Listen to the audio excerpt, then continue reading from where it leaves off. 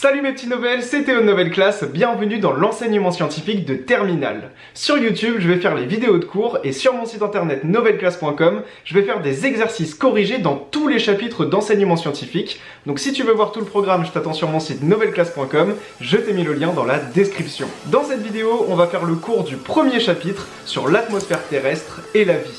J'espère que t'es prêt, c'est parti.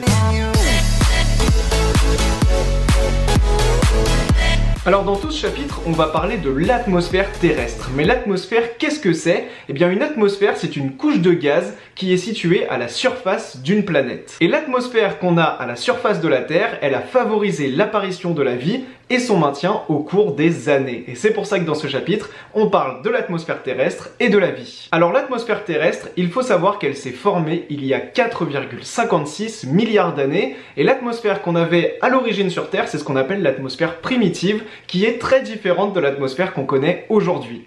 En effet, à la base, dans l'atmosphère primitive, donc, il y avait 80% d'eau, du CO2, c'est-à-dire du dioxyde de carbone, et du N2, c'est-à-dire du diazote. Il n'y avait pas du tout de dioxygène, et donc l'atmosphère, pour nous, êtres humains, était totalement irrespirable. Si l'atmosphère primitive, c'est l'atmosphère qu'on avait aujourd'hui sur Terre, on ne pourrait tout simplement pas vivre sur Terre car on ne pourrait pas respirer. Donc au départ, il n'y avait que de l'eau, du CO2 et du N2 dans l'atmosphère. Alors ce qu'il faut savoir, c'est qu'à l'origine, la Terre était extrêmement chaude. C'était une planète presque en fusion comme une boule de feu, et c'est pour ça qu'il y avait 80% d'eau dans l'atmosphère, car tout simplement l'eau était sous forme gazeuse car la Terre était très très chaude. Et puis au cours des millions d'années, la Terre s'est refroidie et l'eau s'est liquéfiée, c'est-à-dire qu'elle est passée de l'état gazeux dans l'atmosphère à l'état liquide. L'eau est retombée sur Terre à l'état liquide et il y a beaucoup de personnes qui pensent que c'est grâce à ça que des océans se sont formés sur Terre. C'est toute l'eau qui était dans l'atmosphère qui s'est liquéfiée, qui est devenue liquide et qui a, selon beaucoup de personnes, formé les océans.